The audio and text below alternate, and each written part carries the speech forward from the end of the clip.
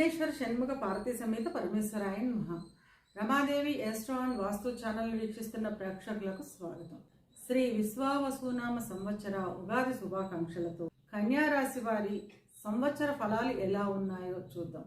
మనం చెప్పుకునేవి సంవత్సర ఫలితాలు కనుక పెద్ద గ్రహాలైన గురువు, శని, రాహు, కేతువుల యుతి, స్థితి, గతుల ఆధారంగా ఫలితాలు ఉంటాయి. గురువు వృషభంలో సంచారం చేస్తూ మే 15వ తేదీన మిథునంలోకి ప్రవేశిస్తాడు. శని మీనంలో సంచారం చేస్తున్నాడు. రాహు మీనంలో సంచారం చేస్తూ 18వ తేదీన కుంభంలోకి ప్రవేశిస్తాడు. కన్యలో సంచరిస్తున్న కేతువు 18వ తేదీన సింహంలోకి ప్రవేశిస్తాడు.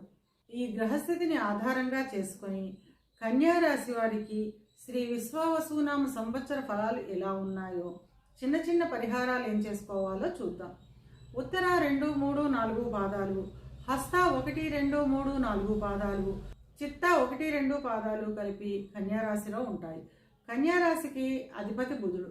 కన్యారాశి వారికి ఈ సంవత్సరం ఆదాయం 14, వ్యయం 2, రాజపూజ్యం 6, అవమానం 6. కన్యారాశి వారికి ఈ సంవత్సరం మిశ్రమ ఫలితాలు ఉంటాయి.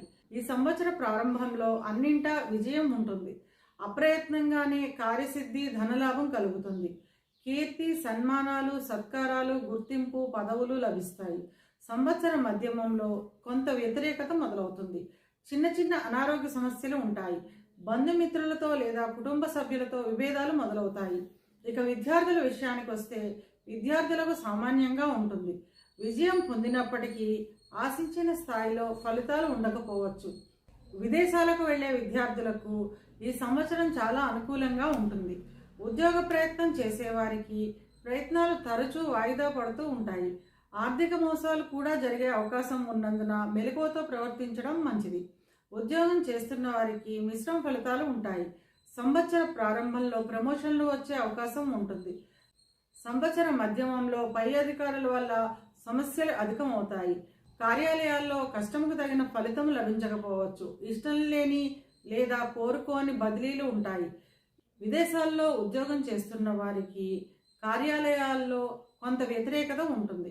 ఇక వ్యాపారస్తుల విషయానికి వస్తే వ్యాపారస్తులకు నూతన ప్రయత్నాలు ఫలిస్తాయి. ప్రస్తుతం చేస్తున్న వ్యాపారంపై అధిక శ్రద్ధ కనబరచాలి. వివాహ ప్రయత్నం చేస్తున్న వారికి మే నెల తర్వాత వివాహం కుదిరే అవకాశం ఉంటుంది. వివాహం అయిన వారు జీవిత భాగస్వామితో చిన్న చిన్న విభేదాలు, కలహాలు వచ్చే అవకాశం ఉంటుంది.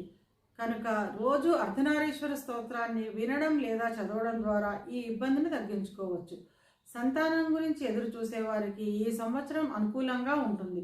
చిన్న చిన్న ఇబ్బందులు ఉన్నప్పటికీ ఈ సంవత్సరం అంతా అనుకూలంగానే ఉంటుంది. ఇవి కేవలం గోచార ఫలితాలు మాత్రమే. గోచార ఫలితాలు పూర్తిగా జన్మజాతక చక్రంపై ఆధారపడి పనిచేస్తాయి. కనుక తమ జన్మజాతక చక్రాన్ని విశ్లేషణ చేయించుకోవాలి అనుకునేవారు కింది నెంబర్కి వాట్సాప్ చేసి కన్సల్టేషన్ తీసుకోండి.